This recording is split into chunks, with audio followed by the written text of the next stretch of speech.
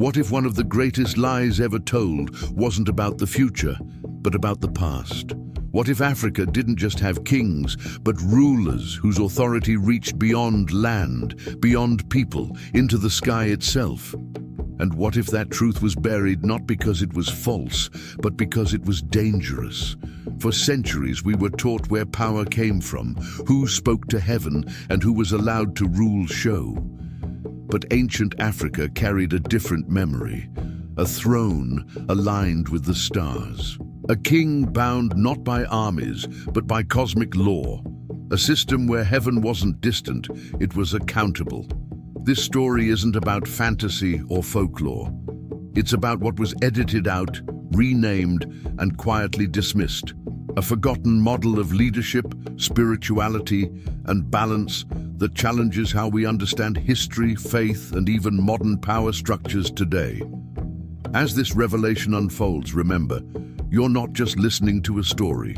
You're standing at the edge of a memory the world was told to forget. If this kind of ancestral truth resonates with you, subscribe to the channel, leave a like, and tell us in the comments where in the world you're listening from. Some stories travel farther than we think.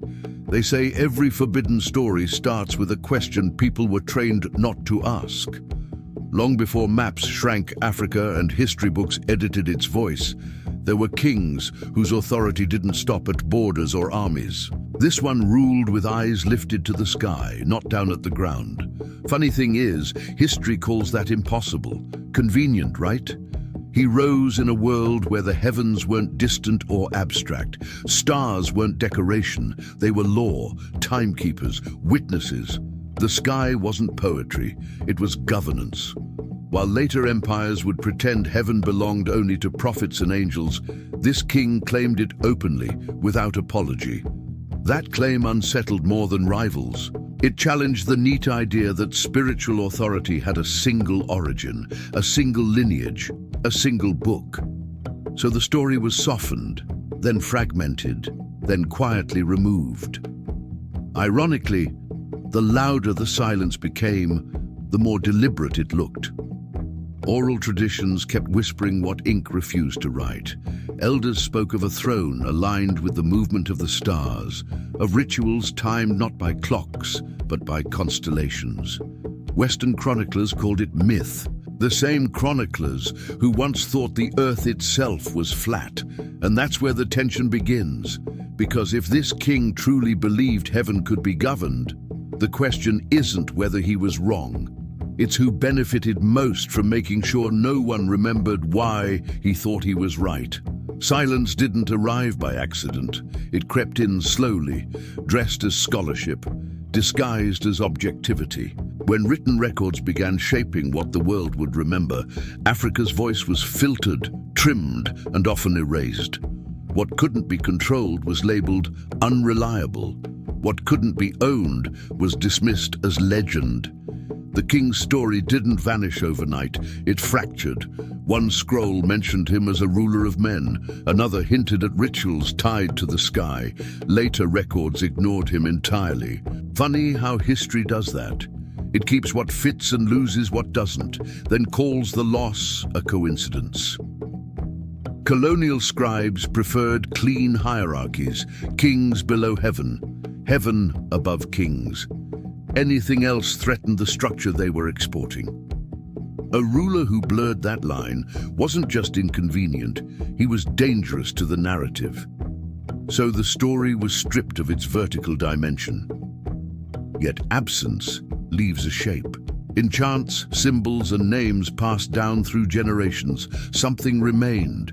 Elders spoke carefully, never fully explaining, as if certain truths could only survive when half hidden. The silence itself became part of the message, and beneath that silence, pressure built. Because when a history is deliberately muted, it doesn't disappear, it waits. And what waits long enough eventually starts asking to be remembered. Before the erasure, there was a land that didn't see itself as peripheral. Vast plains, river-fed cities, stone compounds aligned with wind and sun. This was not an isolated world waiting to be discovered.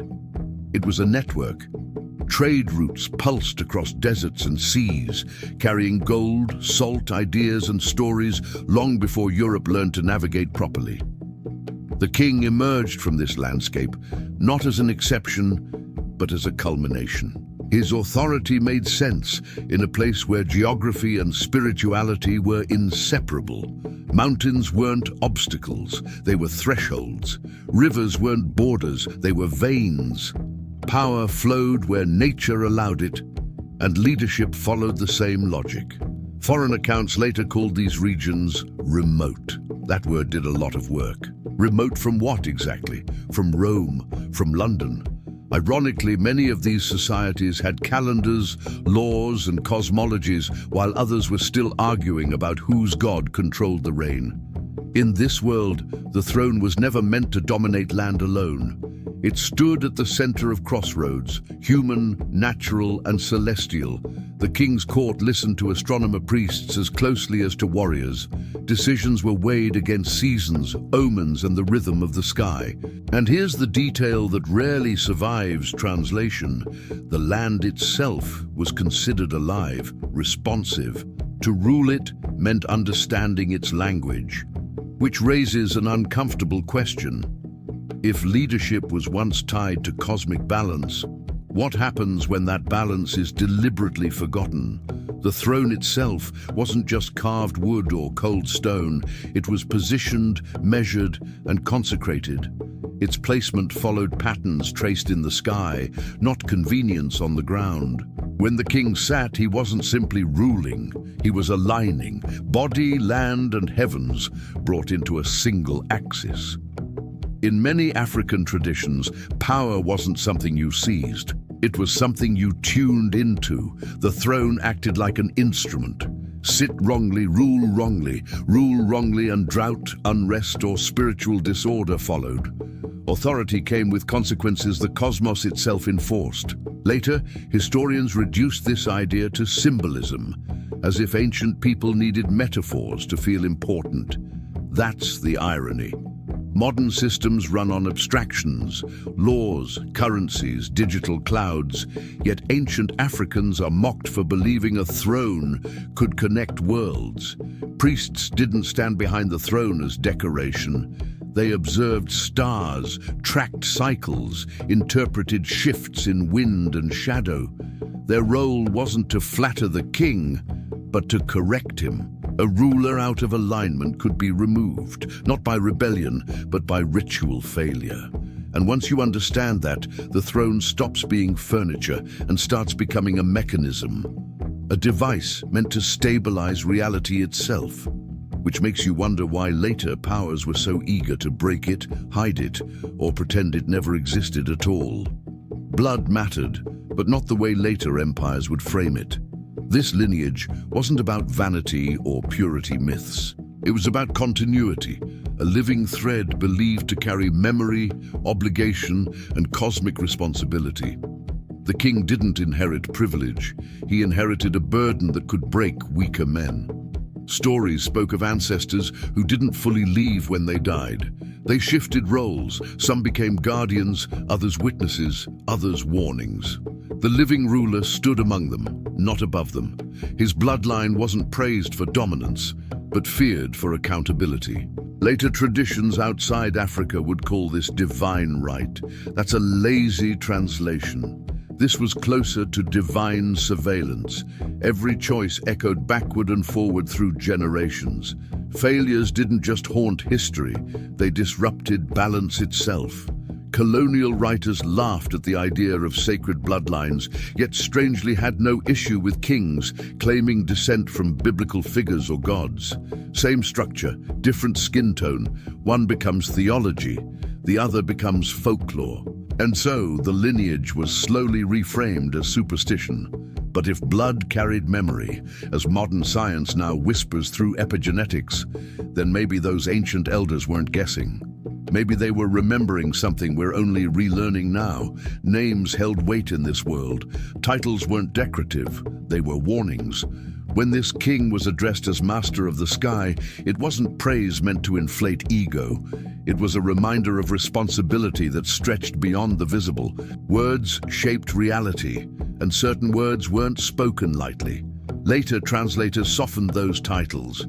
They swapped precision for comfort, guardian instead of ruler, blessed by heaven instead of answerable to it.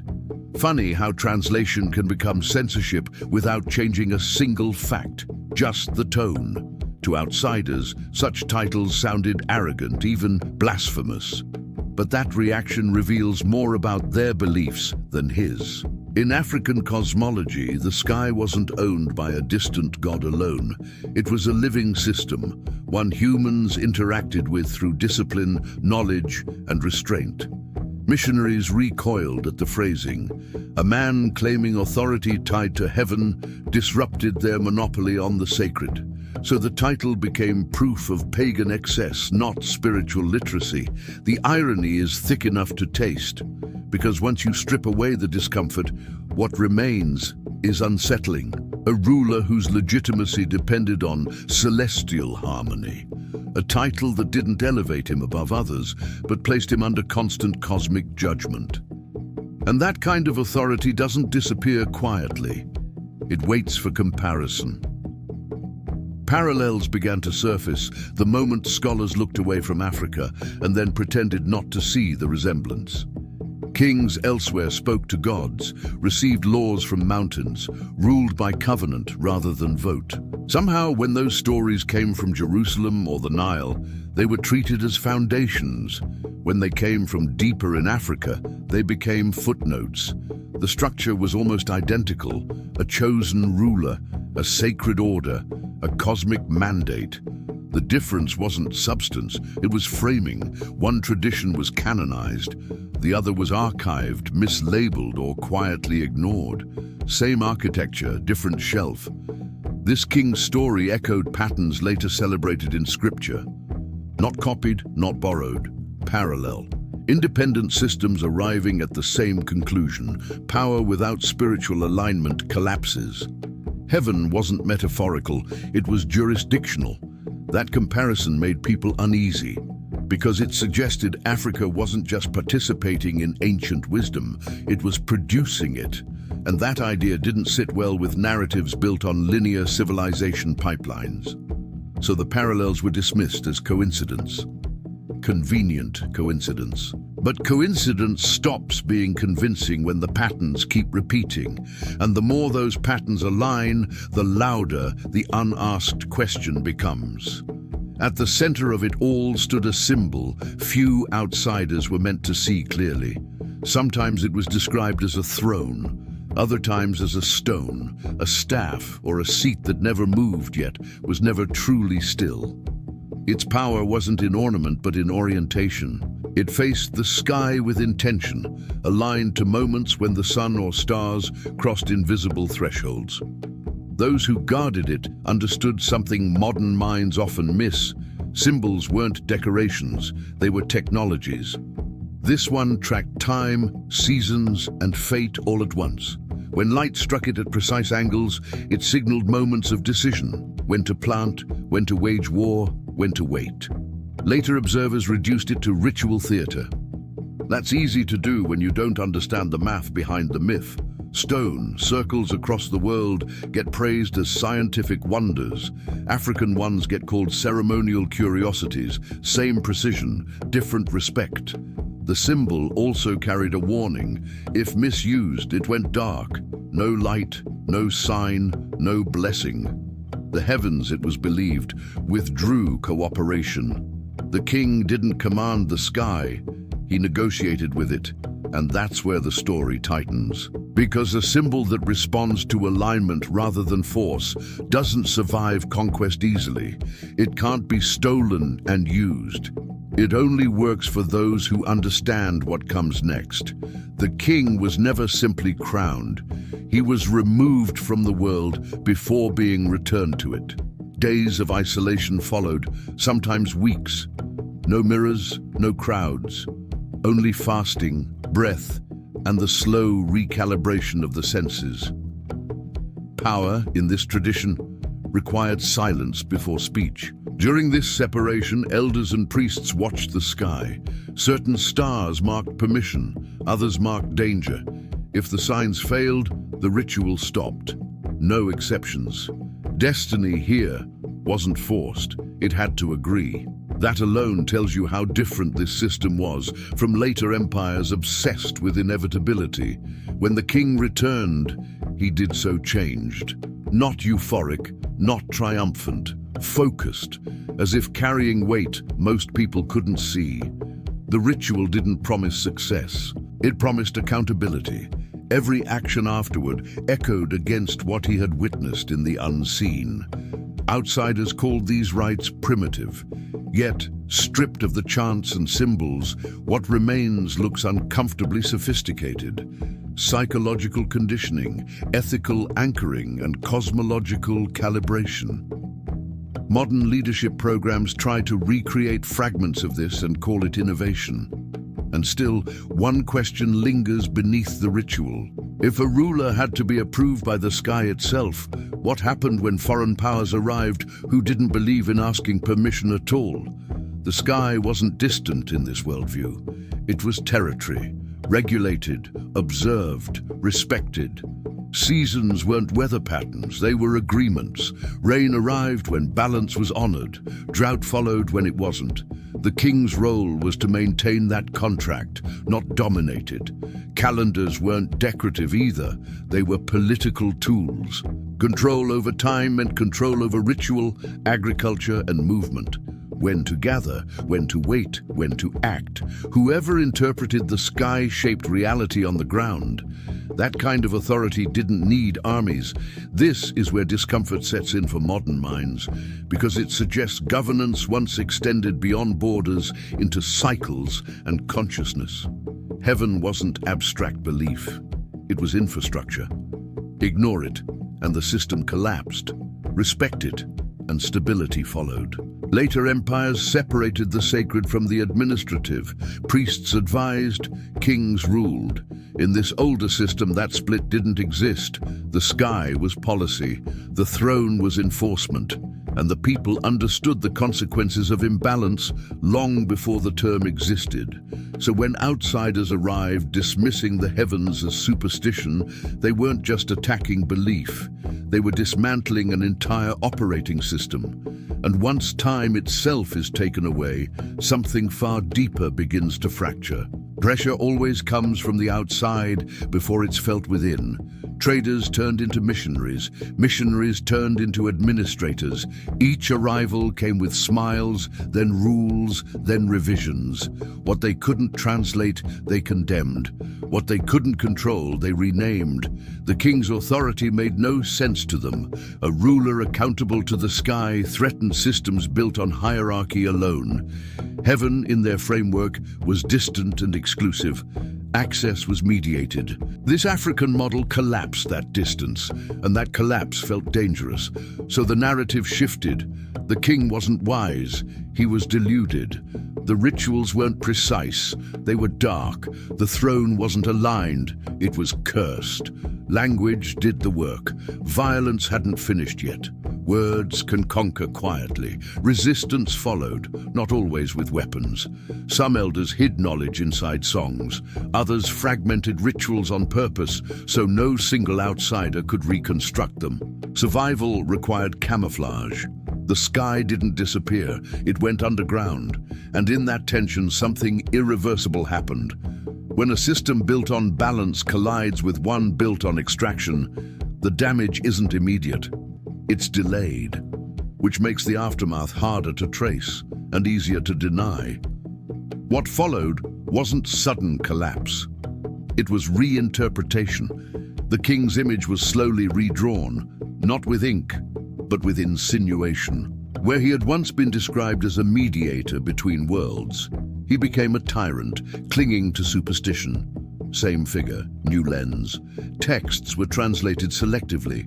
Oral accounts were summarized, then simplified, then footnoted. Context vanished first. meaning followed. By the time the story reached classrooms and archives, it barely resembled the original shape. Distortion doesn't announce itself, it normalizes. Even rituals were reframed. Precision became spectacle. Discipline became frenzy. The irony is sharp. Traditions built on restraint were accused of excess by cultures that would later ritualize violence on an industrial scale. History has a strange sense of humor. This reframing wasn't random. A ruler whose legitimacy came from cosmic alignment couldn't be allowed to look coherent. If people understood the logic, they might start asking why that logic was replaced. Better to mock it than to debate it. And so the king survived as a caricature, a shadow version. Enough to dismiss, not enough to understand. But shadows still imply a source, and the closer you look, the clearer it becomes that something very deliberate was being covered up. Evidence doesn't always announce itself with monuments and plaques. Sometimes it hides in alignment, in repetition, in things that shouldn't match but do. Stones placed where shadows fall only once a year. Foundations angled toward stars that modern cities ignore. Archaeology noticed, then hesitated. Sites across Africa revealed patterns older than expected. Calendrical precision, astronomical awareness. Structures dismissed as symbolic until measurements proved otherwise. When facts contradicted assumptions, the conclusions were quietly softened.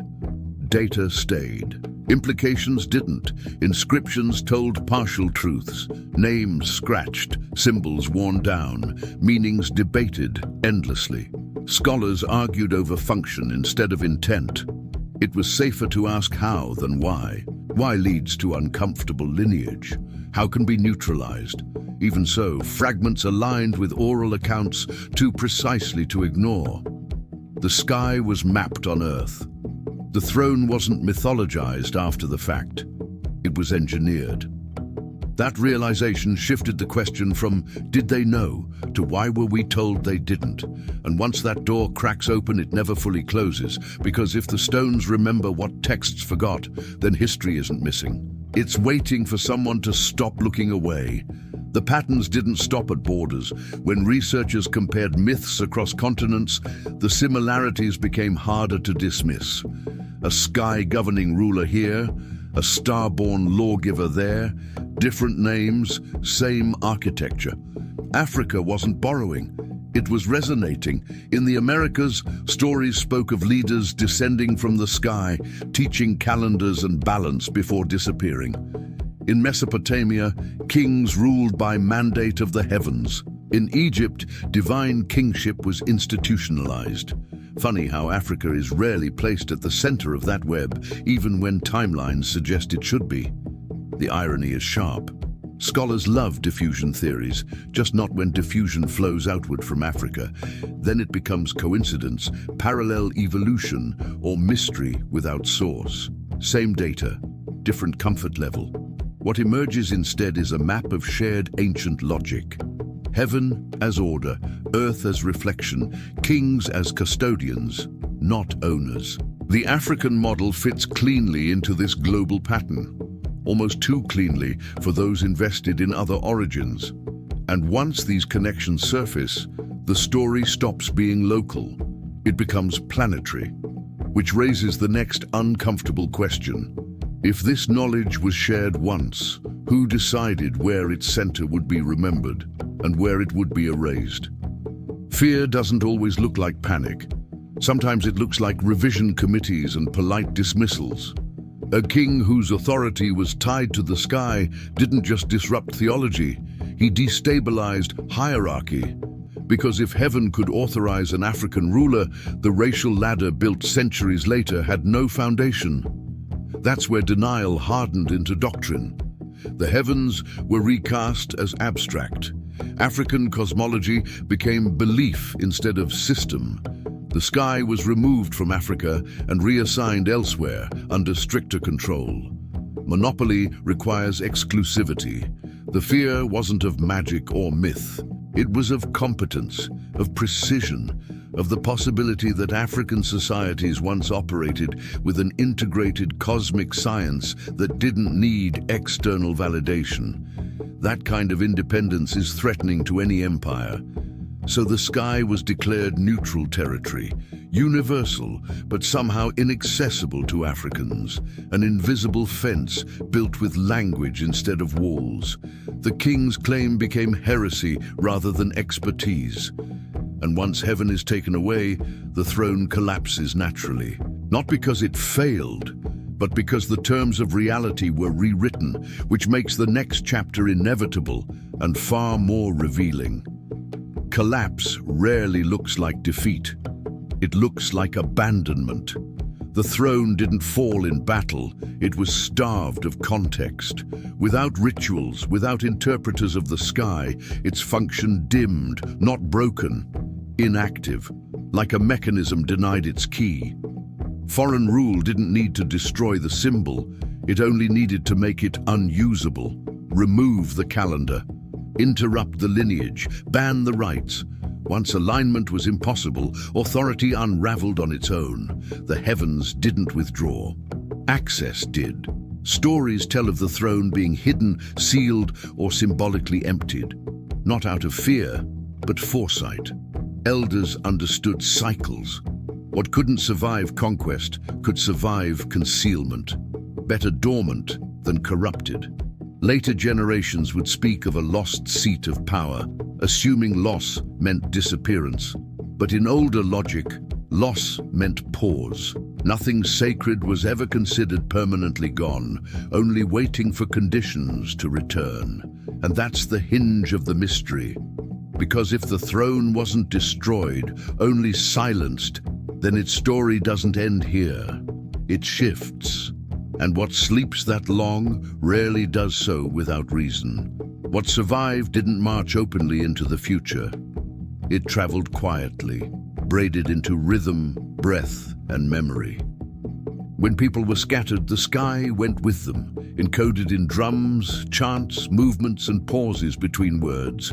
The throne no longer had a seat, but it still had echoes.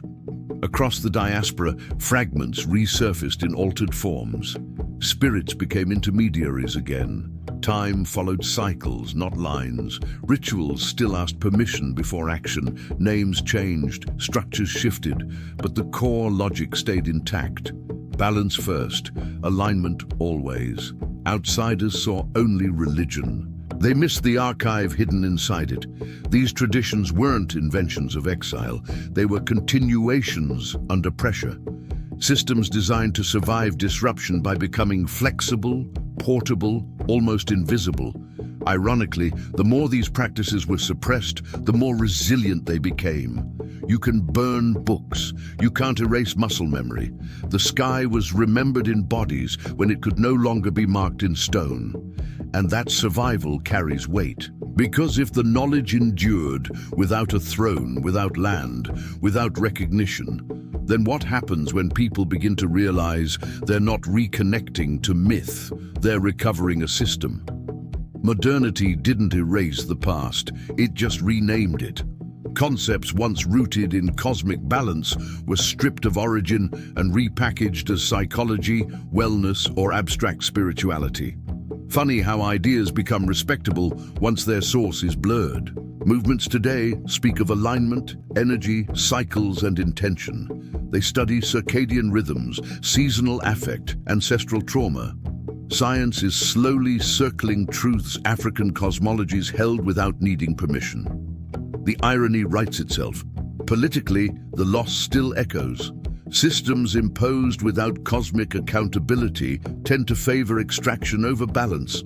Power without alignment repeats the same pattern. Rise, consume, collapse. The old throne model warned against this. Modern governance ignored it. For people of the diaspora, the impact is intimate. Identity feels fractured when history is incomplete. Reconnection isn't nostalgia, it's repair. Knowing where authority once came from reshapes how dignity is reclaimed now. And that brings the tension back to the present. If ancient systems warned what happens when heaven is removed from leadership, then the real question isn't whether the throne mattered. It's whether the world is finally feeling the cost of forgetting it. What lingers now isn't proof, it's unease. A quiet discomfort that surfaces whenever the past is questioned too closely, because beneath layers of revision, something unresolved keeps pressing upward, asking to be named. The throne no longer needs stone or ceremony to exert influence. Its legacy lives in questions modern systems struggle to answer. Why do civilizations collapse when balance is ignored? Why does power without accountability repeat the same failures across centuries? The old narratives warned about this. They weren't predictions, they were diagnostics. Remove the sky from governance, and disorder follows, not immediately, gradually, almost politely, until it isn't. Some elders say the throne listens still, not to rulers but to conditions. When alignment returns, remembrance follows, not as restoration of an old kingdom, but as recognition of an old principle. And that's where the story tightens again. Because if the throne was never meant to be occupied forever, only activated when needed, then its silence may not be the end. It may be the pause before something wakes. The final question was never meant to have a clean answer. It was meant to linger, to unsettle. If a throne governed by alignment rather than force once existed, then authority today looks strangely incomplete. Power moves fast now, but rarely listens. This king's story doesn't ask to be believed, it asks to be compared. Look at the world. Look at leadership divorced from consequence, from cycles, from restraint. See how familiar the outcome feels. Collapse isn't dramatic, it's repetitive. Ancient systems didn't promise perfection, they promised correction. When balance failed, signs appeared. Today, signs appear too, just louder and harder to ignore. Climate, conflict, identity fractures. The sky still reacts, even if no one's watching it properly. The irony is sharp. Modern humanity prides itself on progress, yet struggles with problems ancient Africans built safeguards against. Not with technology, but with cosmology. Not with domination, but with alignment. And so the last mystery isn't about where the throne went. It's about whether the world has finally reached the moment it was designed for, when forgetting becomes unsustainable and remembering stops being optional. Every ancient story knows when to fall silent, not because it has ended, but because it has been planted. The throne we followed through dust, stars, and erased names was never meant to dominate history, only to remind it of balance. Africa's legacy doesn't sit frozen in ruins or trapped in the past. It breathes. It moves through bloodlines, rhythms, instincts, and questions that refuse to disappear. What was once aligned with the sky still echoes whenever humanity searches for meaning beyond control. Many mysteries remain buried, under sand, under oceans, under rewritten timelines, and maybe that's intentional. Some knowledge waits until the listener is ready, until respect replaces conquest, until memory feels heavier than denial. If this story stirred something in you, that's not coincidence. It's recognition. The past is not asking to be worshipped, only remembered with dignity, because what is remembered can guide. What is erased returns as chaos. Stay with us. Subscribe, activate notifications, and walk this path of forgotten truths and ancestral echoes. More revelations are waiting, and they've been waiting a very long time.